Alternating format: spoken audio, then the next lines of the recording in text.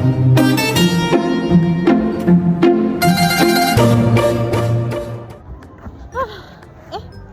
nih?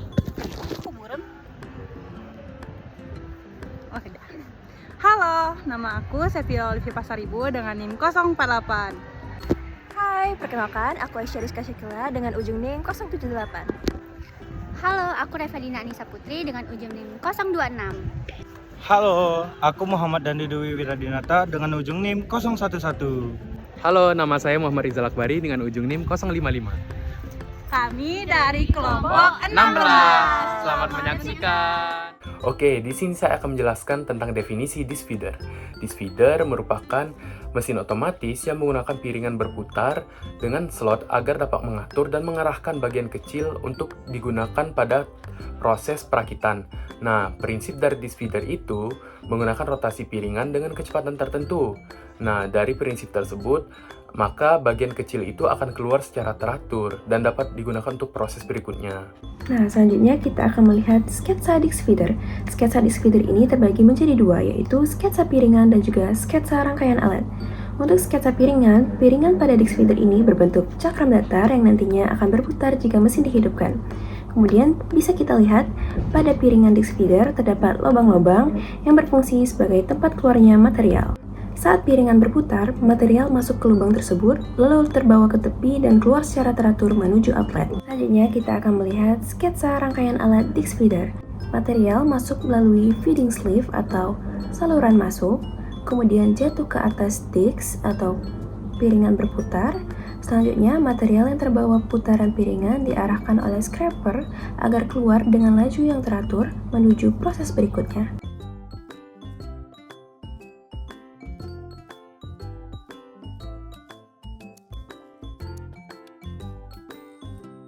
Jadi teman-teman, disk feeder terdiri dari dua piringan yang memiliki diameter yang sama, yaitu piringan bawah stasioner yang memiliki satu lubang dan piringan atas berputar yang memiliki banyak lubang di sekelilingnya. Jadi saat piringan di atas berputar, sesekali lubang yang berada di piringan atas akan sejajar dengan lubang yang berada di piringan bawah.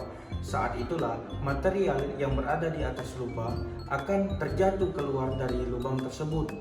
Nah, untuk mencegah agar material-material tidak menumpuk di bagian tengah piringan, maka dipasanglah pins atau sirip pengaduk yang digerakkan oleh motor untuk mendorong material-material tersebut ke arah lubang. Dengan demikian, disk feeder menghasilkan laju aliran yang kontinu, teratur, dan dapat diatur kecepatannya. Baik, di sini saya akan menjelaskan tentang klasifikasi part disk feeder.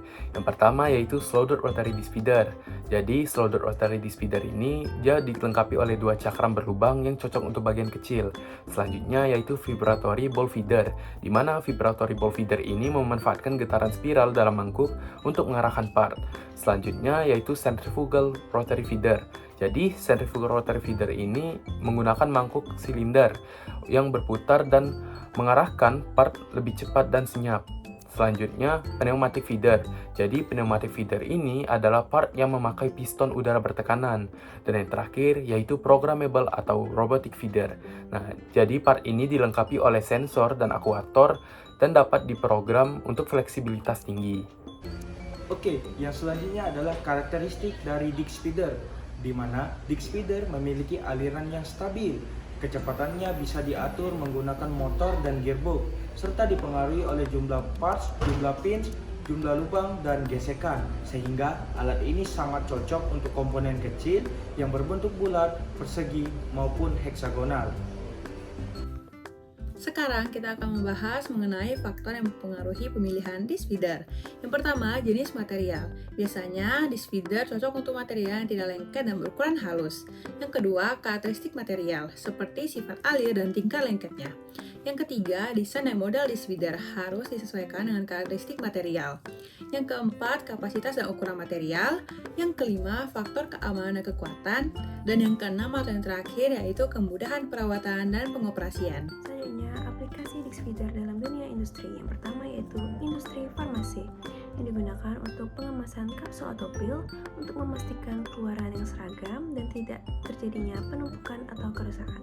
Kemudian industri pupuk untuk mengatur aliran bahan baku padat seperti urea, KCl, dan fosfat untuk menuju proses pencampuran. Selanjutnya yaitu industri semen dan keramik, mengatur suplai bahan padat seperti kapur, tanah liat, kaolin, atau aditif kimia ke dalam klin atau mixer. Dan yang terakhir yaitu pengolahan mineral, membantu proses penyaluran biji halus, abu, atau bubuk kimia sebelum tahap pemisahan atau reaksi lebih lanjut. Rules of thumbs dari disk feeder. Yang pertama, kecepatan optimum disk. Disarankan kurang lebih 22 rpm karena apabila lebih dari 25 dapat menurunkan feed rate. Yang kedua, jumlah parts optimum dalam feeder sekitar 50-150 parts tergantung ukuran dari disk feeder. Yang ketiga, jumlah fins. Disarankan 2 fins karena apabila lebih dari itu dapat meningkatkan gesekan. Yang keempat, bentuk parts. Disarankan circular, hexagonal, octagonal, dan juga square. Dan yang terakhir, untuk feed rate maksimum dapat menggunakan 50 parts, 2 fins dengan kecepatan disk 22 rpm.